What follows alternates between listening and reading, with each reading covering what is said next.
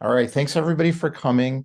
So I want to introduce you to the first Unveil Your Truth, Transform Your Life event. We're going to be doing this as part of Red Pill Pathway twice a month. So it's on the same schedule as what we were doing before with Intellectual and the Outlaw.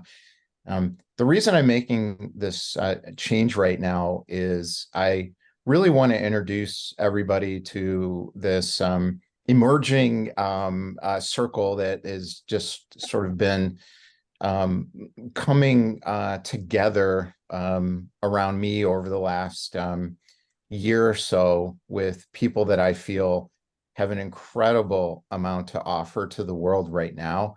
And the idea to me of bringing these voices together in a place where they can be available to everyone in the entrepreneurial world so we can get benefit from what we all know is really, really important. Because what you'll hear is not as much us speaking as a connection into a place of truth that comes from deep inner experience.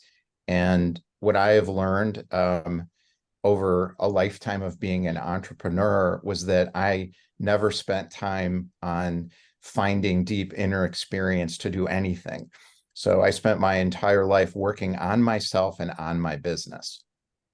And I'm not saying working on yourself and on your business is a bad thing. I'm saying that for me, working on myself and on my business when things were going great was a really good idea. But there are moments where it won't work, and it just plain won't work. There is another pathway. My version is the red pill pathway. Everybody up here has their own version of, frankly, the same thing. But our experiences of traveling it are as radically different as we are individuals. And that's why this conversation to me is so important, because my experience of exactly the same thing as the people up on this panel here or any of you is really, really different. So what I wanted to start with was I've identified 3 phases and 9 stages that I've gone through of entrepreneurship and self-employment, and recognize that all of the problems that I have ever had come from not exiting a stage that I was in because I wanted to hold on to whatever it was that got me to that success in that stage in the first place. So that's where the pain comes from. So instead of doing what I could do to exit that stage in terms of changing my own experience of how I functioned in the world, I just worked on myself really hard and on my business. And that created a lot of suffering for me personally. I was able to exit every single one of these stages and go through, frankly, all 9 of them through just sheer, utter terror and giving up hope at moments and recognizing that was the secret and the answer that led to a leap into another phase. So I'm just going to talk about the 3 phases. I got something up on YouTube about this, but just to keep it simpler. So the 3 phases that I found are winning, thriving, and impacting. And none of them are better than another. They just are. So winning is victory over self or competitors. So when we're in victory, that's what we want. We want a victory over self or competitors. So we're in struggle, effort, or in a challenge and dealing with challenge. There's a moment where that doesn't work anymore and it needs to be exited. And I held on to that for a really long time and created a lot of suffering in myself. The next stage for me was thriving, which is about opportunity, enjoyment, and meaning. And when I got into thriving, I moved through opportunity, enjoyment, and meaning, and then hit a moment with meaning where purpose and significance didn't matter at all. And I was stuck in it. And I held on to it and suffered a lot. And then when I let that go, I moved into what I'm calling impacting, and that is having a strong effect on something or someone. Now we're in fulfillment, experience, and self, connection to self. So I want to just get the panel's response to this, what you guys think about your own experience related to this kind of thing, whatever you want to say, and then maybe just introduce yourself a little bit before you get started. So my company's Red Pill Pathway, and the website's redpillpathway.com. We'll pop it in the chat a little bit later. And I've got free programs and paid programs basically to help people identify what stage they're in, give up what they need to give up, and get what they need to get to the next stage. So you get freedom, satisfaction, and happiness from your life as well as business. So we can just go around in the order which I see. So Jill, it looks like you're next up in my view here. Okay. Interrupt me, Larry. You know I can go on for too long. So I'm a business coach. My company is Steps to Success, but most people don't know that about me, because what I am known for is collaboration, and a community I look after called Collaboration Global. That's my passion. That's my purpose.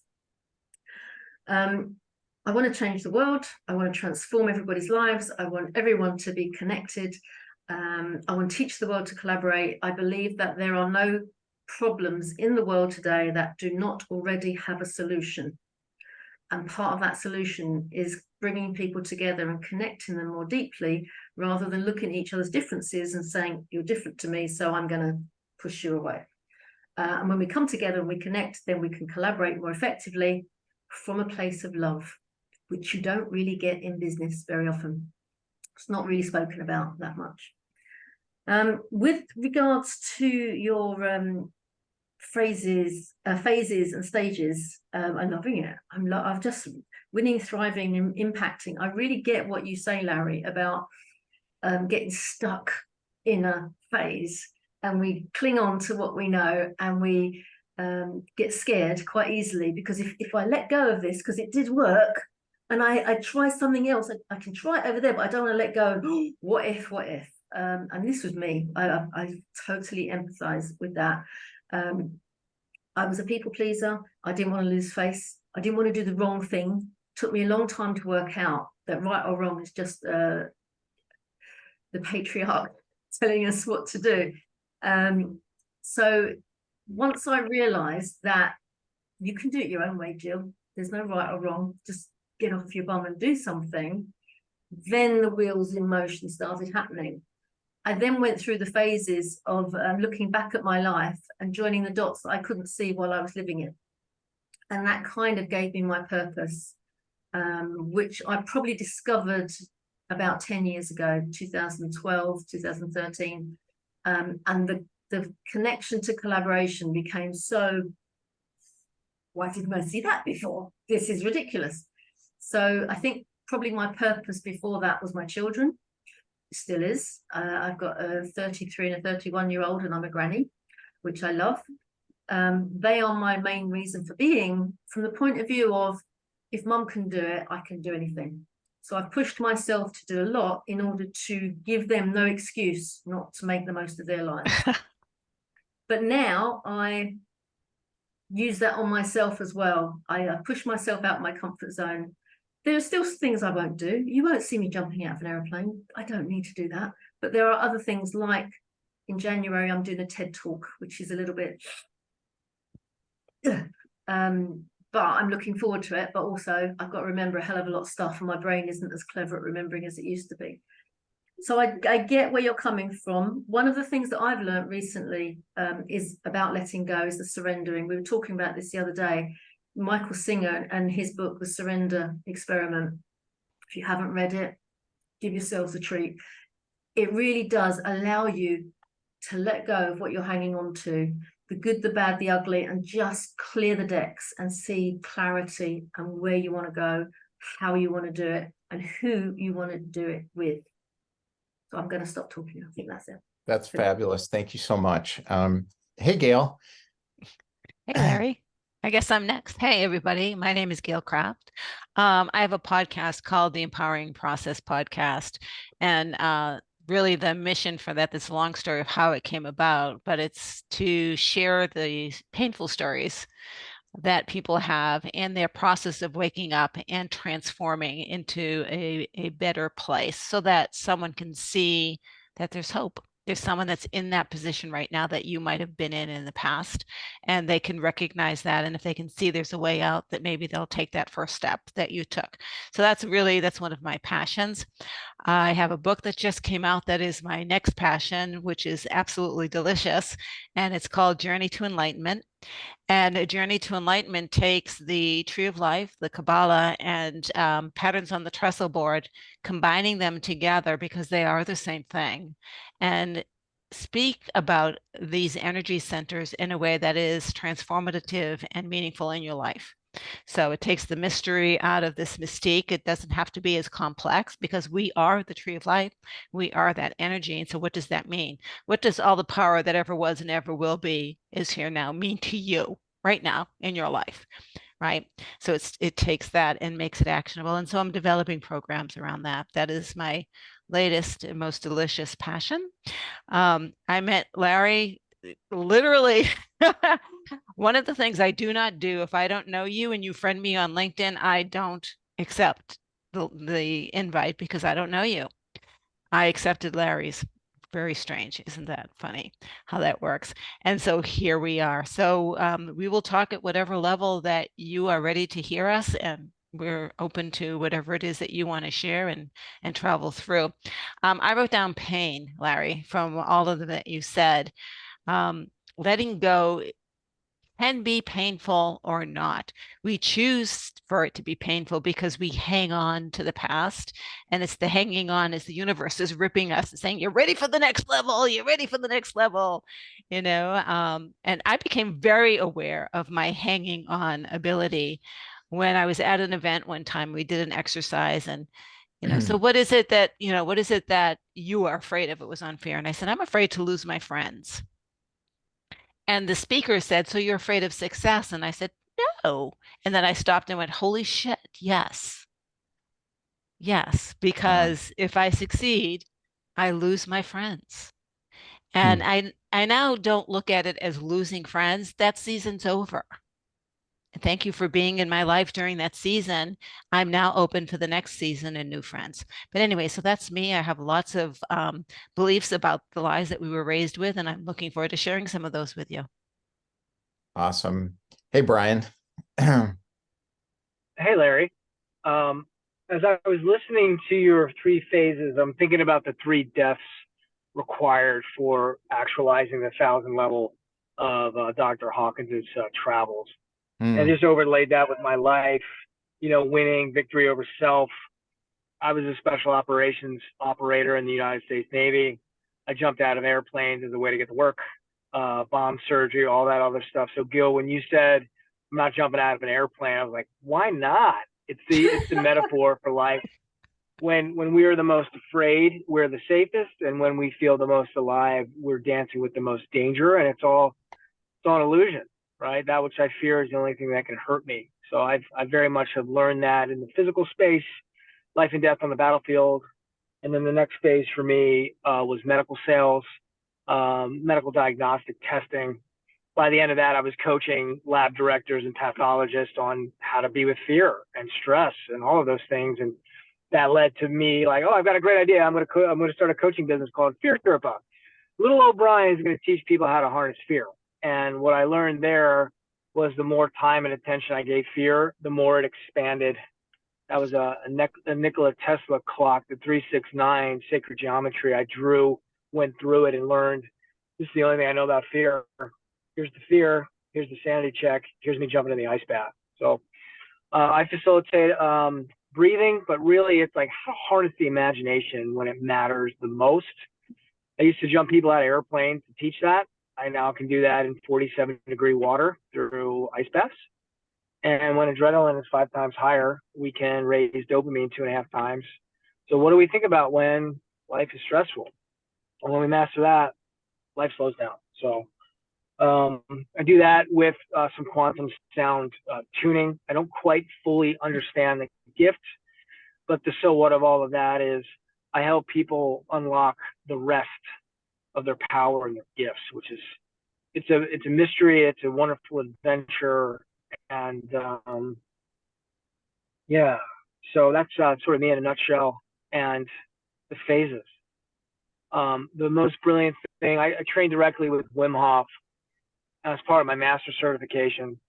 And if we can practice dying on a daily so we can live, right? So I apply that to the phases that you shared, and now really the impacting phase of my life is the genuflection to injecting both consciousness and wealth systems. So getting people out of debt in the most mathematically efficient way possible, then building wealth systems so we can realize our dharma. If we're always worried about money, if we're always in pain, we can't complete the circuit and receive grace. So if we can lift starships with our mind, we need to be able to lift the money rocks.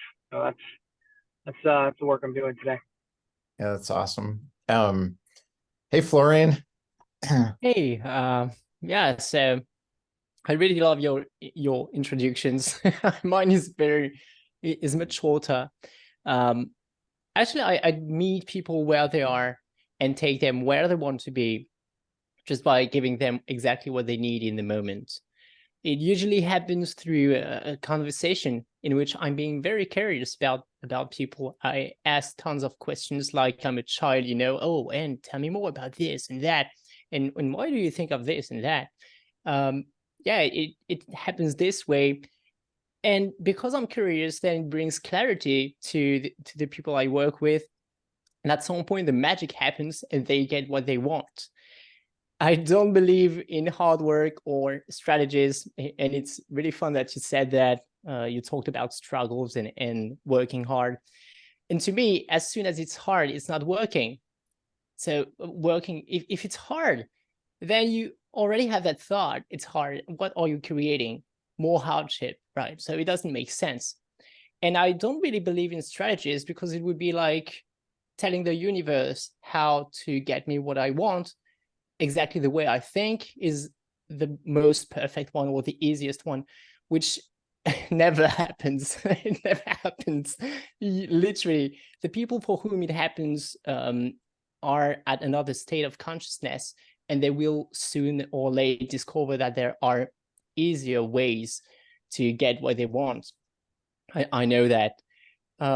But what I do instead is I believe the fun way is the right way. So I create crazy stories of how people could get what they want. For example, a few months ago, I worked with someone who was looking for a relationship, and she literally said to me, I don't think it does exist.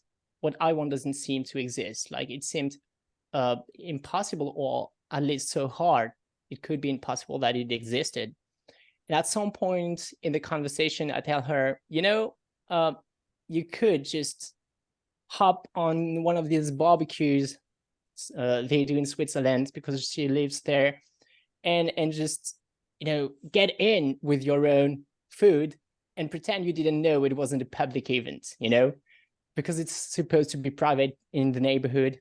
And I said, okay, you could just do that and meet someone there. And a month later, she got back to me and she said, you know what, this crazy thing happened. I was invited to one of these barbecues and I did meet someone there. And so she got what she wanted, and I got a lot of fun. And I had that big laugh thinking, you really never know what the universe is capable of and how you are going to get what you want. But what I am sure about is that whatever you think is hard or impossible for you to get, that's not true. And I accept the challenge of getting you there. And I am sure even you will be surprised when you see how simple and natural it can be, because that's what life is made of when we just flow with it. It's just simple and natural, and that's it. Yeah, that's great. So I want to go back to the gallery view and let everybody in the room here sort of get in on this conversation. If you have questions or your own comments or your own experiences around entrepreneurial success, what's working for you, where the challenges are, what it's going to take, or any questions for us, and then we'll do 2 rounds of breakout rooms after about 10 minutes. And each one of us will be in a breakout room, and then you can sort of shuffle back and forth. So so we can get a chance to get to know each other. One question I want to add, well, one thing I want to introduce before we put hands up is this idea of pain. So in my experience, there is no pain, there's unmanifested joy. So all pain really is an entry point into joy. And that experience for me made a massive leap of the stage of in thriving, of moving into from enjoyment of life into meaning, where the minute I realized that, I could handle any pain. None of it felt like pain anymore because I knew the joy was on the other side of whatever the feeling experience I was having. That made a massive difference for me. So maybe I'll throw that out there. So anybody got a hand up, want to weigh in on this? Let's see.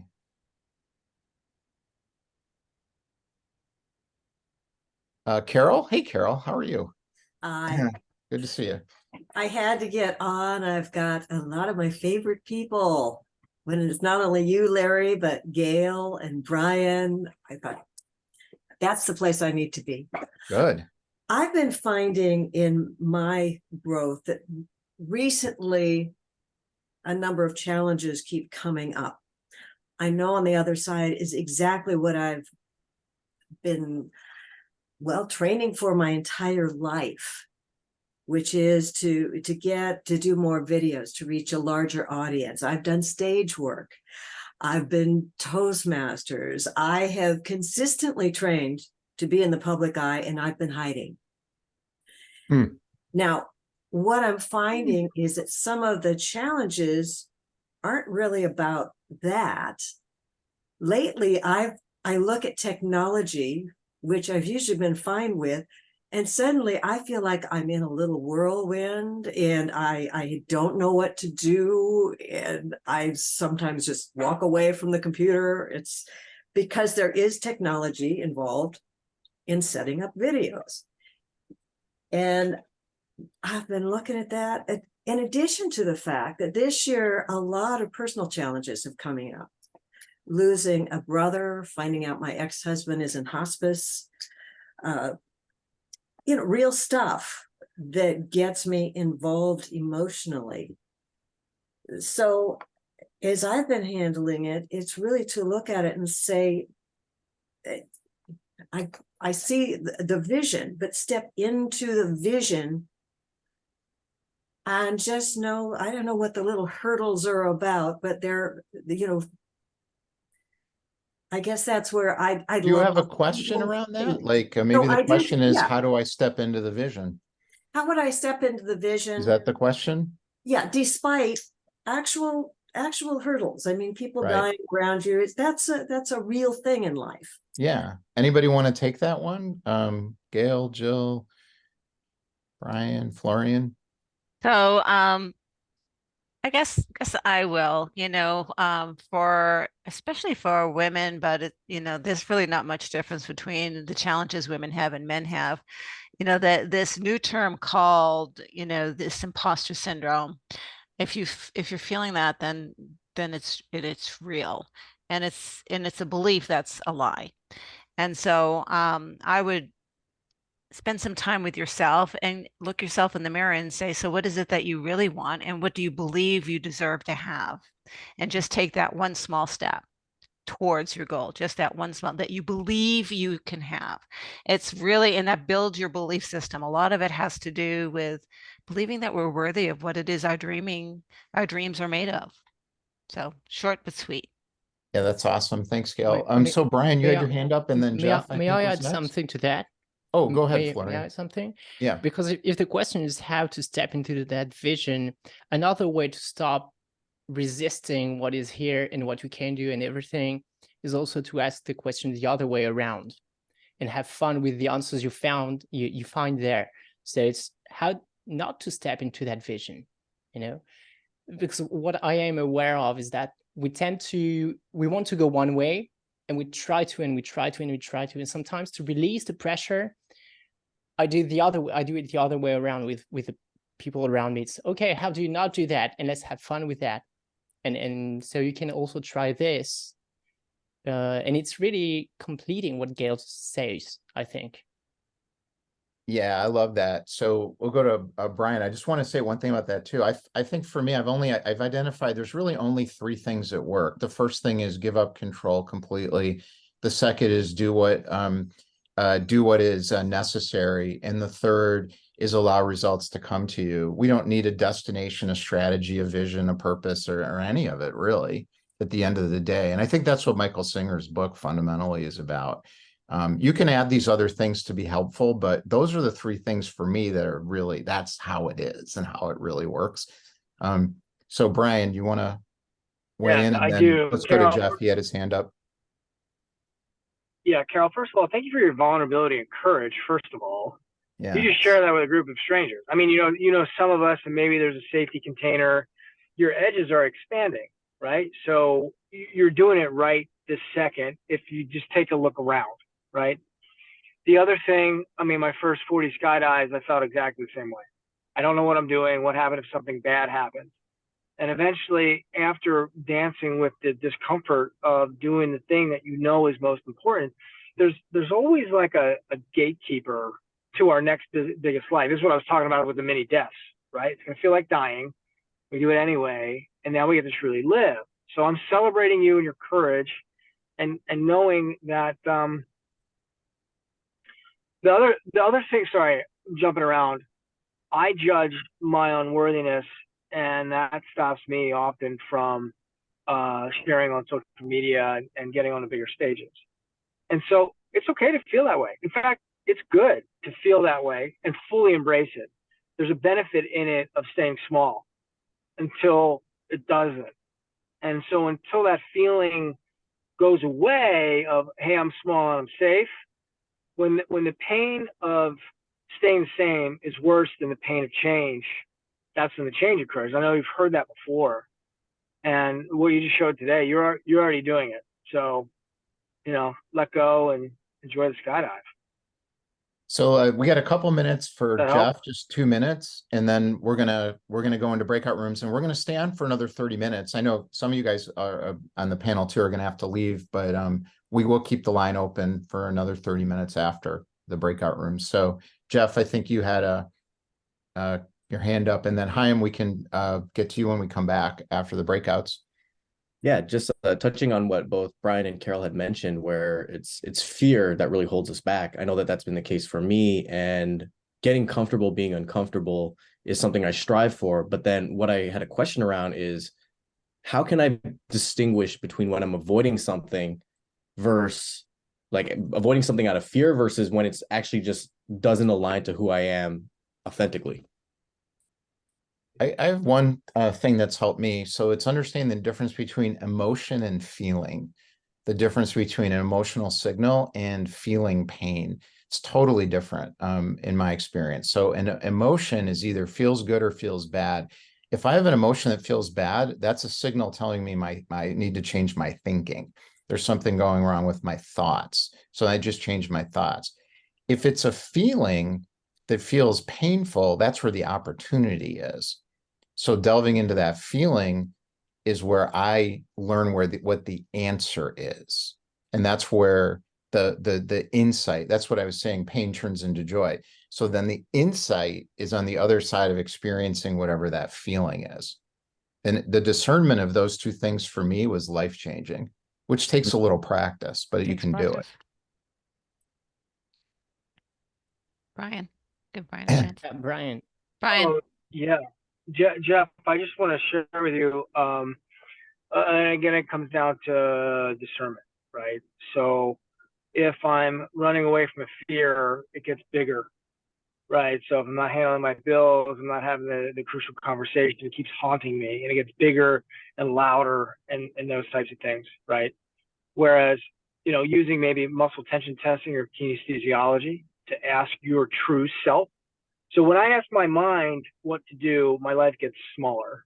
And when I ask my true self, and I lean into it, like I know that I'm meant to move to the fear, just the way it works in my body.